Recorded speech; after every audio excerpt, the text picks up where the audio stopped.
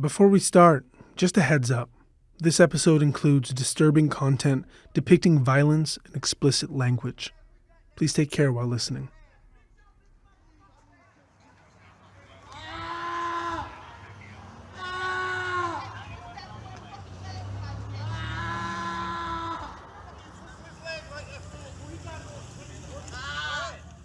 That's the sound of a 25-year-old black man from Baltimore named Freddie Gray. He's lying on the sidewalk. On top of him, there are two police officers. Those two cops, they've got Freddie in a submission hold called a leg lace. They claimed Freddie Gray had a switchblade on him. He actually had a type of knife that's perfectly legal in Maryland. This video is famous. Infamous, really. It was shot by a bystander named Kevin Moore. That's his voice there. Don't worry, shorty. We recording this shit. We recording it. A third officer comes into frame and helps the first two cops drag Freddie over to a waiting police van. That van took Freddie to the Western District Police Station. It's 4 blocks away. It should have taken a few minutes to get there. Instead, it took 45. And when the van arrived at the station, Freddie was unconscious. It turned out his neck had been broken, and he had a head injury that matched a bolt on the inside of the van's door. Good afternoon. Before we begin, I want to offer my most sincere condolences to Mr. Gray's family and to his friends. I also want to reiterate... After 7 days in a coma, he died in hospital from those injuries. The video of his arrest, it goes viral. And everyone wants to know, what the fuck happened to Freddie Gray in the back of that police van? I mean, a broken neck? A coma? Months after his death, there's another viral image. It was a photo of a sign on the inside of a Baltimore police van. It reads, "Enjoy your ride, 'cause we sure will." What happened to Freddie Gray is nothing new. It's called a rough ride, though you might know it by any number of names. The cowboy ride, the joy ride, but in Philadelphia, it's known as a nickel ride, like a 5-cent ride at a state fair. No seatbelt, sudden acceleration, lots of braking and hard turns, and in Freddie's case, having his hands and feet shackled so he smashes against the hard interior of the van. Nearly 40 years before that, in Philadelphia's Powelton Village, members of MOVE were taken on a rough ride of their own. Police had just raided the MOVE home. It's August 8th, 1978, the day of Delbert's beating, the day of Officer James Ramp's death, and the day 12 people inside the MOVE home are arrested. Among them, Delbert Africa. She's just turned 22 years old, a mother to a toddler. Well, being 8 months pregnant was kind of hard to get handcuffs, but they handcuffed me in the back. And it was 6 or 8 of us. And of those 6 or 8, she's one of 2 pregnant women loaded into a police van. They were driving like crazy. They were driving so fast and so reckless, And the seats in the back of the van, they're slippery. All we could feel like was they either were trying to kill us or trying to do something else to us and then kill us or terrorize us to death. And it shouldn't have taken us that long to get to the House of Correction. And even the officers there were wondering what took y'all so long. In the 4 decades separating Debbie and Freddie's rough rides, how many urban rebellions have we seen? How many congressional hearings and local and federal investigations into police brutality? But for all the talk of change and police reform, how is it that extrajudicial practices like the rough ride continue to underpin modern policing? For all of MOVE's eccentricities and contradictions, there's one thing I think they had right. We are all subject to what John Africa called the system. The idea that our political, social, and economic lives are governed by rules and institutions that privilege the few and oppress the many. the kind of rules that create racialized disparities in health, incarceration, wealth, home ownership, and maternal mortality. The Rough Ride represents one element of that system, a form of state force that many MOVE members would have grown accustomed to. But after the raid on their Powelton Village home, members of MOVE were about to experience an entirely different form of state force: America's court system. I'm Matthew Amha. This is the Africas versus America. Chapter 5, The System on Trial.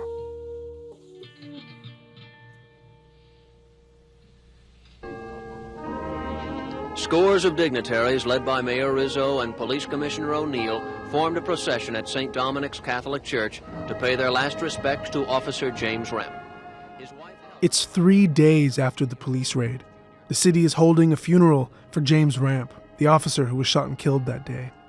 Thousands of people line Franklin Street in front of St. Dominic's Church. There's a large police presence, a lot of them from out of state. As Remp is being laid to rest, members of MOVE are awaiting pre-trial at the Philadelphia House of Correction. Each is facing a whole slew of charges, the most serious of which is murder in the third degree, what we might more commonly think of as manslaughter, for the death of James Remp. District Attorney Ed Rendell is heading the prosecution's case against MOVE. Here he is speaking with KYW shortly after the charges are announced. I have never shared the opinion that was shared by a number of community groups and by a number of people in the media that MOVE was just a group of nonviolent political activists. You said to someone a little while ago, flat out, that those people are murderers. No you question. Stand by that? No question about it. Two of the women arrested, Sandra Davis, Davita Johnson, their charges are dropped. And Consuela Africa, her trial is carved off from the rest, which leaves just 9. Debbie, Mike, Merle, Delbert, Eddie, Janet, Janine, Chucky, and Phil. MOVE believes defense attorneys are as invested in the system as the police, the judge, and the media. So they request, and are granted, the right to self-representation on religious grounds. They also request a non-jury trial. As Delbert Africa tells the court, a jury would only be composed of, quote, racist whites from the Northeast and Negroes from downtown. By the time the trial finally gets underway in December of 1979, it's been nearly a year and a half since Remp's death. And as this reporter for WPVI says, Philadelphians can't look away. Every day they line up in front of courtroom 453, the MOVE courtroom. They put up with the wait, the heavy security, and it's all just to see what's going on inside. By now, the 5 men from MOVE have been transferred to Holmesburg Prison, known locally as the Terror Dome. And the media has come up with a moniker for the defendants, the MOVE 9. Edwin Malmed, a judge with a reputation for being unflappable, is assigned to the case. And he's got some ground rules. Quote, no obscenity or profanity will be permitted from the defendants, spectators, or counsel at any time. He also warns against audience participation. But MOVE has perfected the art of courtroom disruption. Unsettling even the most seasoned judges has always been part of their MO. So essentially from day one, it's a raucous affair. Here's how KYW reported it. During cross-examination by Delbert Africa, the judge warned, "You're skating on thin ice, Mr. Africa." "You must be hallucinating," Africa responded. "I ain't skating on nothing." "Save the speeches," the judge said. "I'm not saving nothing. I'm going to fill your head with the truth before this trial is over." The judge Malmed does give the defendant some space as they hurl personal insults at him and go on extended rants about the American justice system and the police, all the while popping cloves of garlic like candy. But inevitably, the judge's patience wanes. Their strategy was to put the system on trial versus getting themselves off. Reporter Lynn Washington is in the courtroom most days. And that led to them cursing at the judge, and then, they were removed from the trial, and their backup lawyers came in, and it just became a circus that morphed into the farce. The MOVE 9 are savvy. They know this is a high-profile media affair, and that their antics are always in the press. They also know the gallery is full of MOVE sympathizers and supporters, so MOVE uses the courtroom as a stage.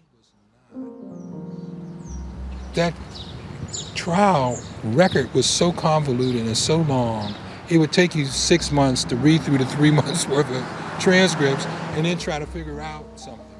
While Malmed allows the MOVE 9 to represent themselves, he also insists that their court-appointed counsel be on hand to step in where need be, usually when the judge throws one of the defendants out of the courtroom, which happens often.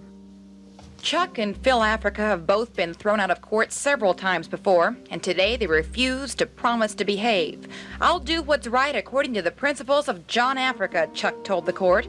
Judge Malvin said the trial is being conducted according to the laws of the Commonwealth, not according to John Africa.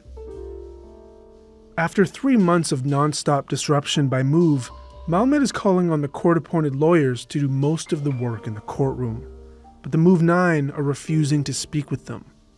They also order their lawyers not to mount a defense in their absence, but the lawyers actually have a legal obligation to defend their clients. This more or less brings proceedings to a standstill, and MOVE supporters, they aren't pleased about it. Distortions, detentions, and defense lawyers. Those were the complaints aired today by people who sympathize with MOVE members. During a news conference, MOVE's supporters claim the media is distorting testimony in the MOVE murder trial. They also charge that So once a week, Malmed brings the defendants from their cells to the courtroom and tells them they can return and mount a defense whenever they choose to behave. To this, at least one MOVE member responds by informing Malmed that all judges have syphilis.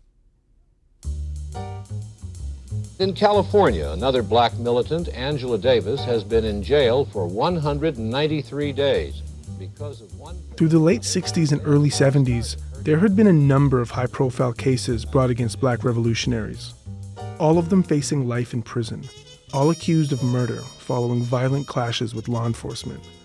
There's Assata Shakur in New Jersey, the Panther 21 in New York, and the Soledad brothers and Angela Davis in California. In New York City, police picked up Angela Davis, wanted for murder in California in the bizarre escape from a court that involved the murder of a judge. While she and a boyfriend were remanded for trial, people demonstrated in sympathy. Protests in Davis's name extended well across the world, and her charges were later dismissed. Black revolutionaries were quickly becoming international emblems of freedom. It also made them targets. The climate had gotten so bad that Stokely Carmichael fled the U.S. for Africa for fear of assassination. From the outset, the Africans believed the system had already decided their fate. How can you charge 12 people with the murder of one cop from one gun with one bullet? 12 people with third degree. Mike Africa Sr., Mike Africa Jr.'s father, was one of the defendants. And understand that when you have a third-degree murder charge, third degree means the unintentional killing of someone, you know? If it was conspiracy, then it's first or second degree. It's not third. But District Attorney Ed Rendell didn't see it that way. MOVE was ready. They had made this bunker as a defense against a shootout, so they were all acting as co-conspirators in a broad scheme. Then there was the issue of evidence. Lynn Washington watched as police removed guns from the basement of the Powelton Village home. Some of the weapons were so thickly encased with mud, the police had to use their feet to open up the guns to make sure that there weren't any bullets still in the chamber. One of the police officers who testified, Bob Hurst, told the court he found the guns in the basement. But MOVE has always said those guns were planted. Hurst says he also observed bullet holes while he was down there, but that there were no technicians with him to collect evidence, and that no one thought to take pictures of the scene. So aside from those guns, there's no physical evidence supporting the claim from police that MOVE opened fire first, or that MOVE even fired at all. And the reason for that, it's pretty stunning. Minutes after the siege ends, community organizer Walt Palmer realizes there's a bulldozer still on the street. So he turns to his colleague Oscar and tells him to run. Find a judge. Any judge. I had to get an injunction to stop them from tearing down this house because it's a crime scene. And I went to the chief of civil disobedience. George Fensel said, well, I think it's too late. The bulldozers are here. George Fensel, head of Philadelphia's Civil Disobedience Unit. I said, George, you know like I know, this is a crime scene. Doesn't matter who's right or wrong. He said, well, I'm overruled. I said, Oscar's on his way back with an injunction. But it was too late. So I'm standing here and I'm watching them pumping the water out, using fans to take the smoke and the tear gas out. The shootout and everything stopped around 10:30, quarter to 11. By 12:30, they tore the house down. They brought in a wrecking crane and tore the house down. The city would proffer a number of explanations for this. One was a fear that additional MOVE members could reoccupy the home. Another was that the home could become a symbol of radicalism. And finally, that it represented a safety risk to the public. But under the law, none of those were reasonable justifications. The Pennsylvania Supreme Court had issued a ruling within the prior year that said that you can't destroy a crime scene. So again, this corrupted judicial process, corrupted prosecutorial process, and just out of control activity by police. To appreciate just how out of control the police were that day, you need a little context. This is where our chairman had his brains blown out, and he lay in his bed, sleeping at 4:30 in the morning. In the winter of 1969, the chairman of the Chicago chapter of the Black Panther Party, Fred Hampton, is killed along with two others during a police raid on his home. Our officers used the means necessary to effect the search and to prevent themselves from being killed after they were fired upon. The police and district attorney tell the public that he was killed in self-defense. That was a lie. Heard the pigs say he's barely alive, he'll barely make it.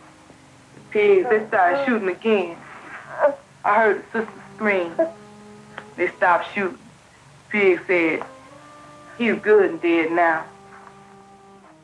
Hampton's killing was a political assassination, carried out by a team of 14 Chicago police officers and the FBI. He had been drugged by law enforcement and was asleep in bed next to his pregnant girlfriend when he was shot. This plot only came to light because Hampton's family and the Panthers had preserved the crime scene. And it was this physical evidence that would eventually vindicate the Panthers and Hampton's family in court and lead to court orders to preserve crime scenes like Powelton Village. So, with the Powelton house having been razed within hours of the raid, the only remaining physical evidence were the guns that police officer Bob Hurst testified to finding in the basement. It turns out there were no prints on those guns, and so no evidence linking them to MOVE. But Mike Africa Sr. says the question of the guns is beside the point. I don't know if you ever felt, seen, heard the velocity of a deluge gun streaming water at you that closely. That thing was taking bricks out of the wall. You could not breathe, you cannot see. For a person to be under that kind of onslaught, stand up, aim, and fire, you tell me how it was possible. So with little compelling physical evidence, that left witness accounts.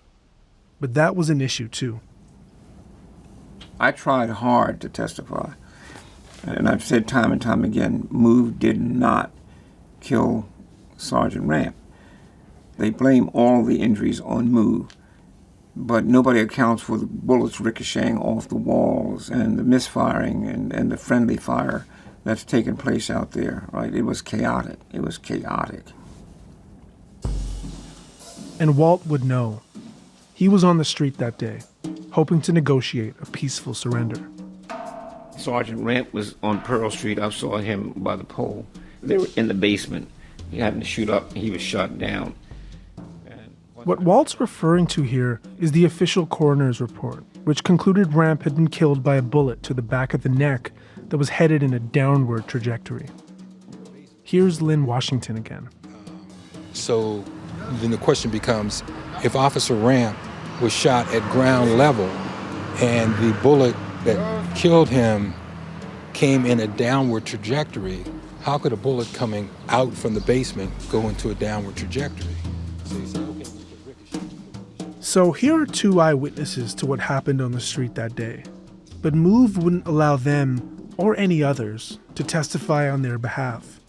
They viewed it as a validation of the judicial system and a violation of their religious beliefs. So the court never heard from Walt nor from Lynn. But even if it had, it's not clear that would have made a difference. When the prosecutor was building the case, he had a medical examiner, the city's medical examiner, come in to testify in terms of the autopsy regarding the death of Officer James Ramp. And the coroner's testimony differed from the coroner's official report. And the DA took out a pencil and just changed it right in court, and the judge allowed it. And MOVE was up there, object, object, object, object. And the judge said, sit down, shut up. And we found that to be very funny because, Debbie Africa was in court that day. We're getting ready to be convicted of murder here, and he's sitting up here playing games with our lives with an autopsy report of an entrance of a bullet that was supposed to have come from the basement and supposed to have come from one of us. And he's playing games with this in the courtroom and laughing about it. And when we pointed that out to the judge, he just basically just, well, he's allowed to do that. And that was just it, That should have stopped the proceeding right there, but those sort of procedural things, nobody cared about it. That's pretty much how that trial went.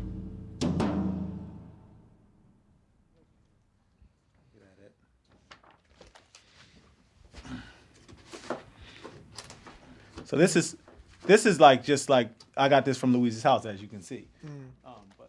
I'm in Mike Africa Jr.'s studio. He's digging through boxes that he's brought up from his basement. Old news clippings, his great aunt Louise's writings for the most part. But then there's this. This is the original transcript.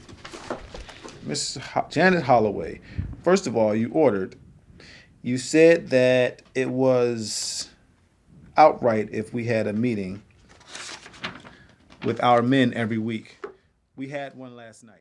Mike is reading from a court transcription from September 18th, 1978. It's early on, a pretrial hearing before the Move 9 trial started. Janet Holloway, that's Janet Africa. Janet's being held on the same cell block as Debbie Africa, who was 8 months pregnant when she was arrested. There's been a doctor checking on Debbie regularly. Or they're supposed to be. Miss Africa. Also, I want to point out that Debbie had her baby. The baby is downstairs in a cell. It has been there for quite a while. And that baby? It was Mike Africa Jr. You have them announcing your birth. That's pretty crazy. It's pretty crazy. Yeah. The judge isn't sure what to make of Janet's claim that a child has quietly been born under the nose of prison guards. He asks one of the correctional officers for clarity. The court. Did you see Debbie Sims? Lucas, I saw her in bed. Was she pregnant? The court. She still looked pregnant. The court. When was that? Officer Lucas. That was this morning at approximately 9 o'clock this morning. The court. As far as Officer Lucas is concerned, she had no baby. I said, Janine, wake up. I think I'm getting ready to have the baby. And she said, are you sure? I said, But 3 days earlier, Debbie had given birth, with her only cellmate, Janine Africa, as witness. No anesthetic, no medical equipment. she said, oh man, she was nervous. And, the contractions came and they came closer and closer. And, finally. Here she is, telling the story to Mike Africa Jr. I didn't want to make a sound. Because, a lot of times when women have babies, they loud or they grunting or they just just pushing. And so I didn't want to make a sound. I was so quiet. And when you were finally born, you would kind of cry a little bit. Debbie cut her son's umbilical cord with her teeth. I wiped you off, washed you. Janine had bought me a pail of water and some warm towels, and I wiped you off and everything. And The MOVE women were kept out of the general population in 6 cells at the far end of the block, and they all helped to keep the baby's birth a secret from guards. so every time you would make a little squeal or anything like that, Janine was making like a little bit of noise. Well, I had you for like a couple of hours before they let us out because you're locked in at night. So about 6 o'clock in the morning, they opened the doors. Well, I had already had them for a couple of hours. And then when Janine said, hey, y'all, guess what? Debbie had the baby. I was like, what? They was screaming. She says, shh, be quiet, be quiet. We don't want them to come back here. So everybody came in the room and they was like, oh my God, look at him. He's so cute. He got curly hair. Curly hair? Really, yes, a lot of curly hair too. And it was a lot. And so everybody just really just sat around and we just talked about it and they was just really happy. And every time you would make a noise or sneeze, I think the thing was in the beginning, Merle would get on the steps and start singing, maybe if I cry every day. And she would get on that in front of my cell because they would sometimes come up the wing. And so she would, get up there and start singing or making noise so that they wouldn't hear. Because even though we knew eventually he had to leave, we just tried to get as much out of it as we could. For Mike Africa Sr., the trial wasn't simply a question of freedom. This was about family. And every day, the women would come into court. And this one day, Debbie wasn't with them. But Debbie had wrote me a note that Janet had given me. Said that she had delivered a healthy baby boy, that his name was Michael. I had that note for a long time. In the end, Debbie got 3 days with Mike. And when it came time to reveal the news, there was a lot to consider. Over the years, a number of MOVE women reported experiencing violence at the hands of police, even losing pregnancies to beatings. And then there was Baby Life Africa, who died in a police raid in 1976. There was this whole thing of these people might try to eliminate me and say I never existed. They figured, what better protection than an audience? So what Janet did, she announced in court that I was born. And she announced it to the stenographer. She announced it to the reporters in the courtroom. She said it to the judge over and over again. And she did that so that what she was saying was on record. So therefore, they couldn't say that I didn't exist. And she said it so much that the judge got tired of her saying it over and over again. He told her, if you say anything else, I'm holding you in contempt. She kept on saying it until the point where she got held in contempt and they threw her out of the courtroom.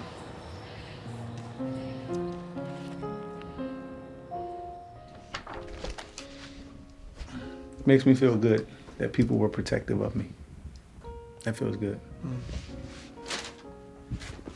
No, don't surprise me at all. I know my family. They would have died that day if they had to protect me. And it's been like that every day since. Yep. It's never been any different. Yeah, that's special, man. Yeah, it's great.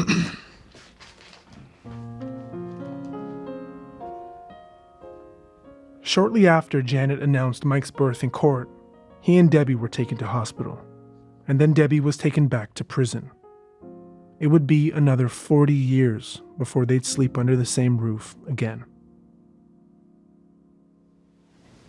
The judge said guilty 9 times. When the MOVE murder verdict... It's May 1980 when the MOVE 9 and the local press finally get their verdict. The defendants were brought in one by one, handcuffed and heavily guarded. Bring your ass out here, Michael Africa shouted at Judge Edwin Malmed. Liar, liar, shouted Delbert Africa. How can you find someone guilty in this illegal court? It was the same with the others, all shouting obscenities, all claiming innocence.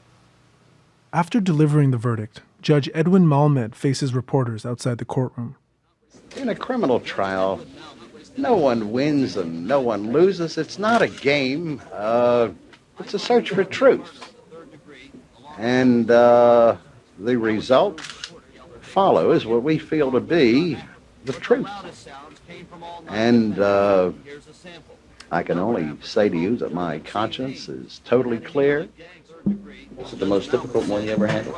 Oh, yes, yes. Most difficult one I ever handled, and I suspect it's about as difficult as anyone has ever handled.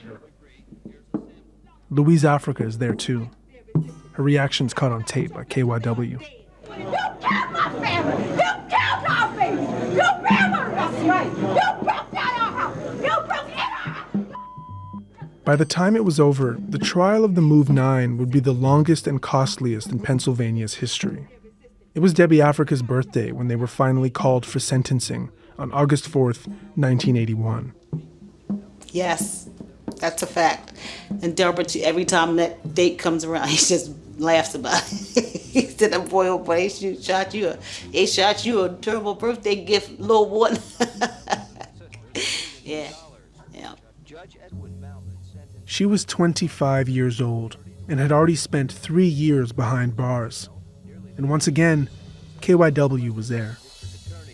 Judge Edwin Malmud sentenced each of the 9 Move members to 30 to 100 years in jail, nearly the maximum sentence that had been requested by the district attorney. Judge Malmud, explaining the verdict, called the Move members' conduct criminal and obscene, and he quietly declared that Move members had abused this community for far too long. Afterwards, the judge told me why the 5 men and 4 women all got the same sentence. They have at all times maintained they were a family and acted together. Now, I therefore took them at their own word. If they're a family and have all acted together, then they acted in concert, they acted jointly, and they should all share equally in the punishment imposed. Then they acted in concert. All these years later, Lynn Washington is still frustrated about the outcome of the Move 9 trial. Frustrated at the judicial process, yes, but also at Move. Due to their complicity in not effectively arguing or not effectively utilizing legal strategies that they could have that ended up with them with those onerous and really illegal sentences. And then when you look at Decades after the trial, a number of Move's court-appointed lawyers went on the record to say they believed the state had a weak case.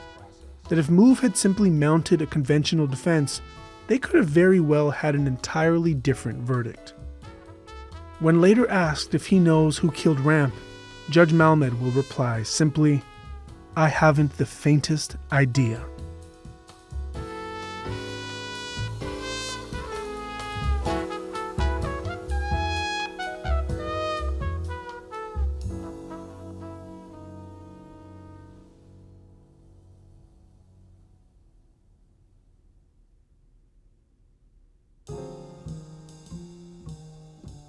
You might be wondering where John Africa is through all of this. Short answer, he's in Rochester, New York, living as a fugitive. He left Philadelphia nearly a full year before the 1978 raid in Powelton Village. Once it had become clear Move and the cops were on a collision course, the group figured it would be best to protect their crown jewel. Yeah, that was a long ride. I had one of those English racer type bikes. Mo Africa fled Philadelphia with John Africa. And yeah, they fled on bicycles. And I had problems keeping up with him. We had on our backs those army duffel bags. And but when we got to some of those hills, they were so long, I had to stop. That's when John Africa, he took my pack and put it on his back. And when I finally got up there, he told me the wind started blowing. That was Mama just saying, "You did a good job." And Mo says all along the way, John Africa was stopping to pick up roadkill and lay it to rest. It shows you how much he revered life and just showed us how to respect it, you know. By the time of the Move 9 sentencing, John Africa and Mo Africa, now settled in Rochester, have been wanted by the feds on weapons and terrorism charges going on 3 years. And they've also missed a second high-profile trial. Delbert Africa is still hospitalized tonight while investigations continue to determine if police used excessive force last Tuesday in arresting him. That of the 3 cops who beat Delbert Africa. One of the people to visit Delbert Africa today was State Representative David Richardson, who gave the crowd of MOVE supporters this report on his visit with Delbert Africa. Delbert was sitting in the chair, but he's not moving. He's passing out off and on. He gets dizzy because of the blows to the back of his head and his head. There's a lot of head injury. And can he see? He can see out of one eye. His other eye is closed. And I think that that's because of the hemorrhaging as well as the fracture that's right near the eye. Delbert spent a few days in hospital before being transferred to prison. But it was a full year before the police gave the district attorney the names of the 3 officers, Charles Geist, Terrence Mulvihill, and Joseph Zagami, so they could be indicted. The district attorney said, we want the names of the officers, and the police department said, yeah, well, you can kiss. Now, here's a police department defiantly waving its middle finger at the prosecutor's office in the city of Philadelphia, and they were able to get away with that for over a year. And when they did surrender themselves, 500 police officers accompanied them to the DA's office, chanting, "I wear blue, take me too." Meanwhile, the police had gone into full justification mode, arguing that Delbert was armed and dangerous, a defense they maintained both on trial and in the local press. 2 of the defendants, Joseph Zagami and Charles Geist, testified teary-eyed that they kicked Delbert Africa repeatedly after his surrender because they feared he was laying on top of Officer Geist's missing pistol, that the kicks were an effort to turn Delbert over. This blow-up the prosecutors had planned to present shows that Geist was apparently already kicking Delbert Africa as his service revolver flies from his holster because of the kicking motion. The kicking that Geist testified that he did to find the gun that was, according to this photograph, not yet missing. Philadelphia Police Commissioner Joseph O'Neill told the court that Delbert Africa wasn't a man. He was a savage. And quote, "When you're dealing with a savage, you don't know what he may do." He's hitting him, hitting him on the head. He's kicking him on the head. But the video and photographic evidence was clear. 3 cops punching, kicking, and beating an unarmed and eventually unconscious man with helmets and clubs. It's not that they beat his face and beat his body, it's the fact that they got caught. Chuck Peruto was a law clerk for the defense, and he kind of expected that they might lose the case. And they got caught inescapably because it's on video. From the time he comes out, not resisting, hands out.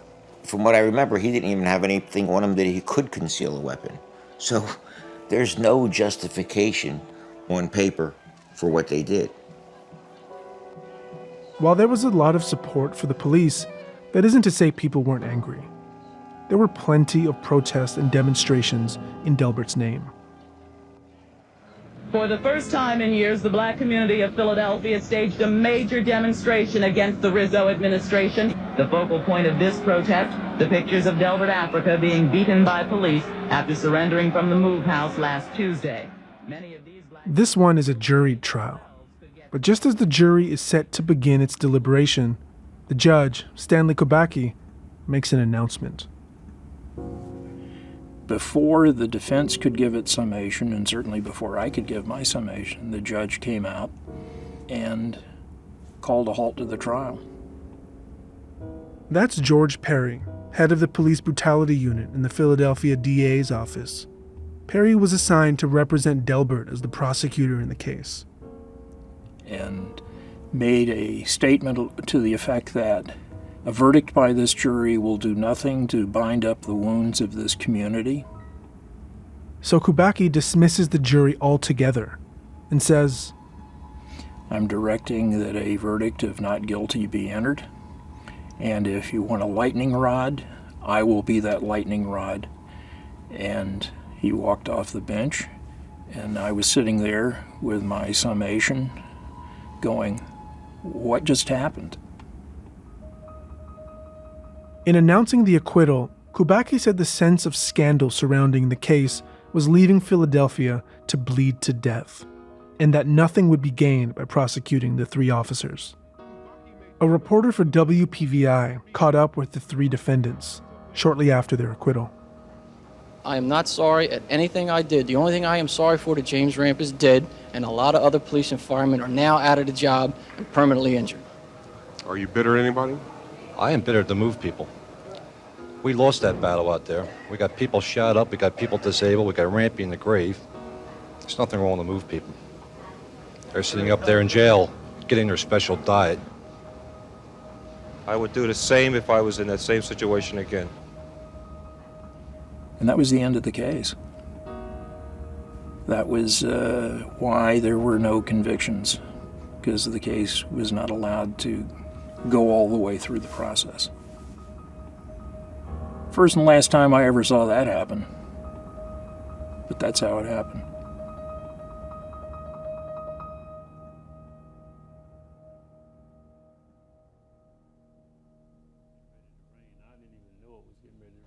At this point, MOVE has splintered.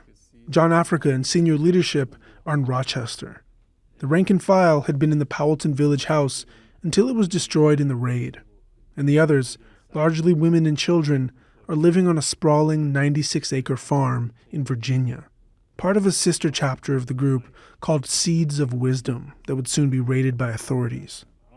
In Rochester, John Africa lives under the improbable pseudonym Vincent Lee Fart. That's Fart with a PH. He and the other MOVE members with him buy some properties, including a couple of decommissioned gas stations from which they run car washes and offer mechanical work. They adopt new dogs, take odd jobs to pay the bills, and run through the neighborhood barefoot. Rochester, mainly we were giving out information about life, and we had to be careful not to talk directly about MOVE because, the authorities was on our case trying to arrest us. But eventually, their lifestyle begins to attract attention. There are very few photos of John Africa, but we were able to get our hands on a few, and they're kind of incredible. There's this one in particular. In it, John Africa is sitting cross-legged in a swivel chair. He's wearing a hoodie, a snapback hat, and jeans. The guy looks more like an artist than a fugitive. On the table in front of him are his aviator shades, and a white guy in a pair of Adidas Superstars sprawled out incredibly casually as though he's lying on a beach somewhere. The two look like friends. But the white guy on the table is actually a federal agent named Walt Wasluk. Wasluk's with the ATF, the Bureau of Alcohol, Tobacco, and Firearms. And these are photos taken from the inside of an interrogation room. Wasluk had been looking for John Africa for 3 years, and in 1981, he finally caught a break when he was able to tie MOVE to one of their gas stations in Rochester. He led 2 trailers full of cops and a helicopter spotted there to make the arrest. After his interrogation, John Africa was heard to say, quote, "They better start selling tickets for my trial in Philadelphia." Well, they took us back to Philadelphia to put us on trial. Mo Africa was arrested alongside John Africa. They had some jumped up charges against us about manufacturing bombs and terroristic threats, and they refused to house us. These allegations include a plot to fly explosives into City Hall using remote-controlled model airplanes. As the prosecution is building its case, Mo and John Africa are being held in the Metropolitan Correctional Center in New York City. The authorities didn't want them incarcerated in Philadelphia, Mo says, for fear of John Africa's influence.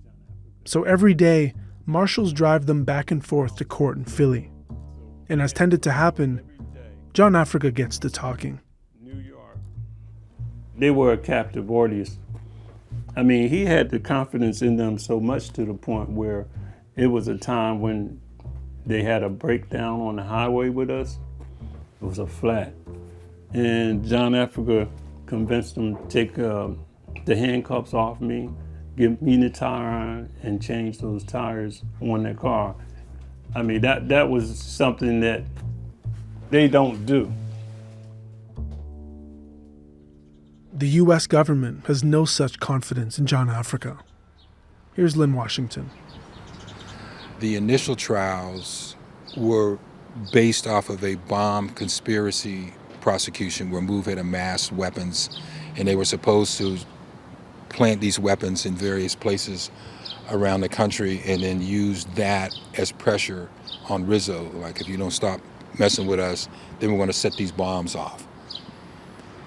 Much of the case was built on an informant, Donald Glassy, who was at one point the right-hand man of John Africa.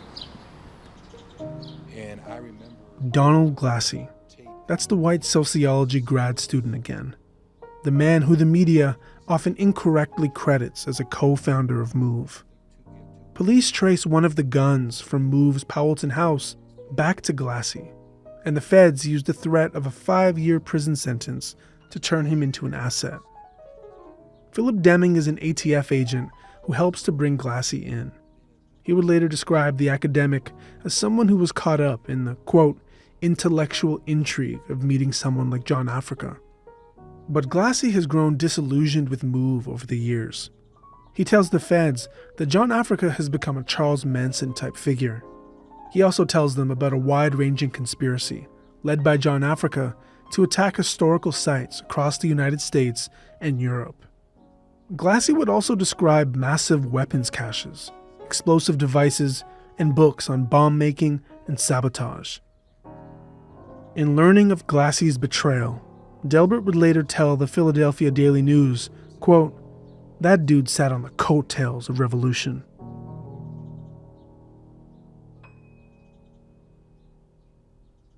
John Africa refuses state-appointed representation, opting instead to represent himself.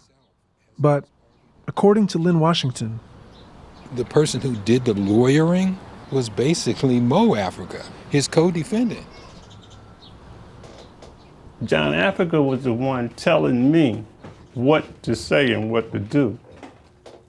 John Africa is the one that told me how to cross-examine and recross the witnesses that they was bringing up there. I followed his instructions, and that's what got me through it. Mo's backup counsel would later say that the real courtroom drama was the dynamic between federal agent Wasluk and John Africa. That Wasluk had taken the case so personally and believed the government's case to be foolproof. Walt Wasluk, he was always in the courtroom.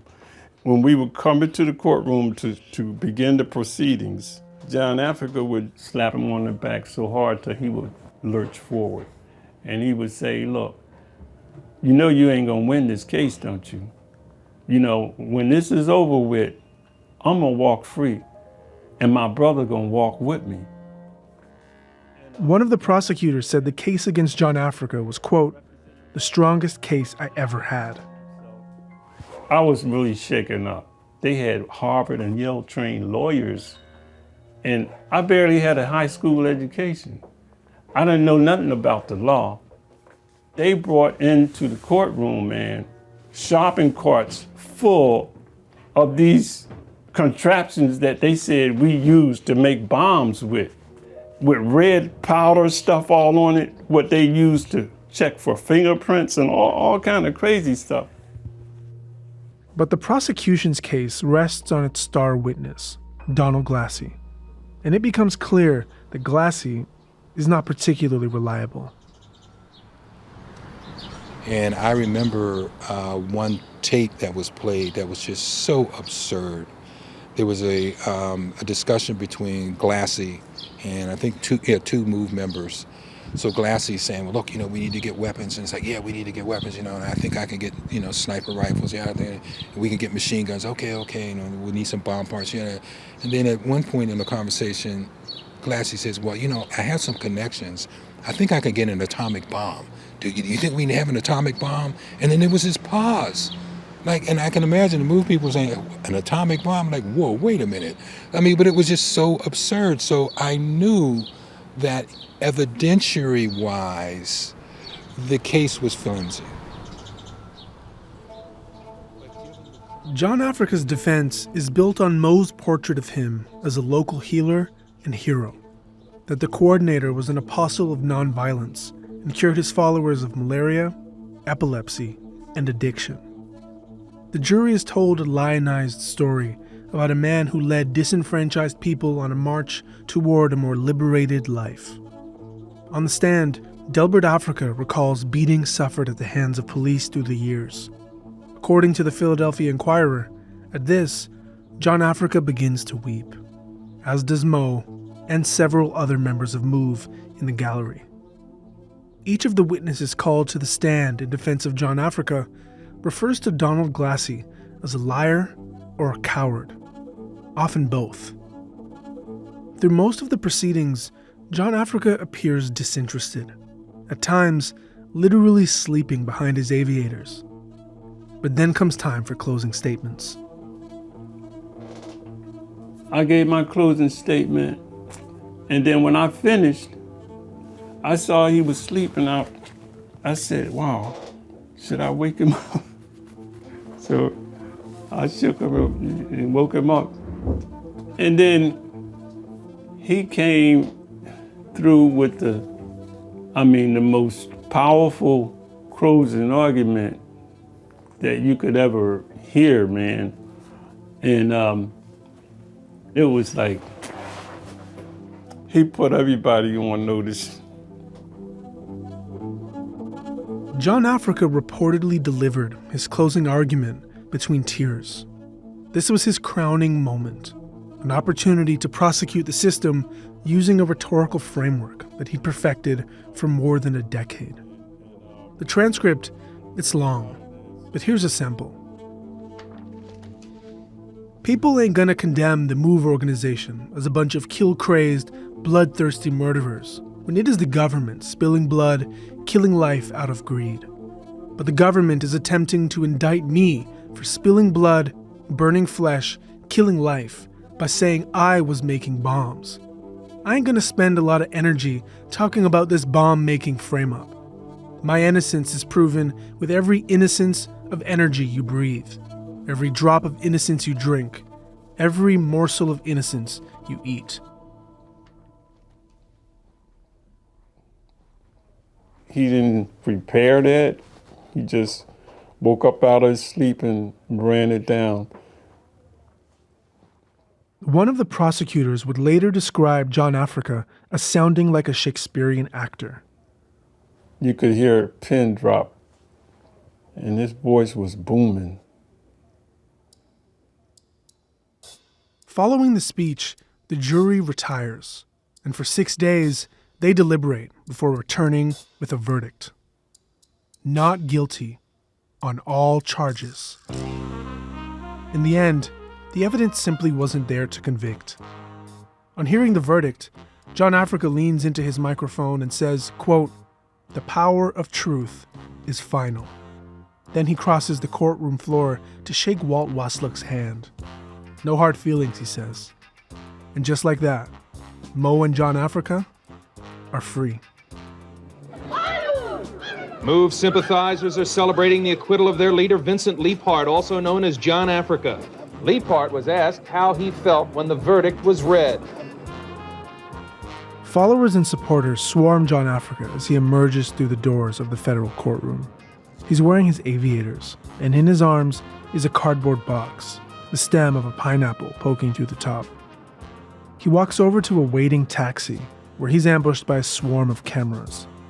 And this is where John Africa utters the only words that would ever be captured on tape by the press. As he's getting into the cab, a reporter asks him how he feels, having just defeated the U.S. government in a federal trial. You can see the beginnings of a coy smile. Nothing. I was asleep. What are your plans in terms of staying in Philadelphia, in terms of trying to continue the MOVE cult? It's not a cult. It's an organization.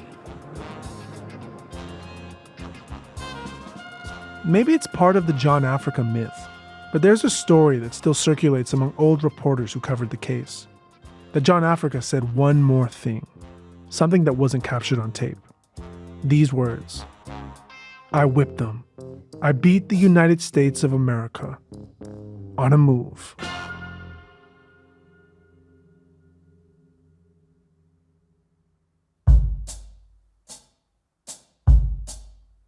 Next time on the Africas versus America.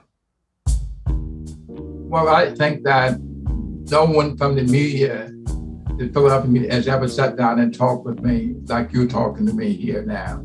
And I think that if the truth was known, it'd be a different story. A rising star wins the mayorship, becoming the first black mayor in Philadelphia's history.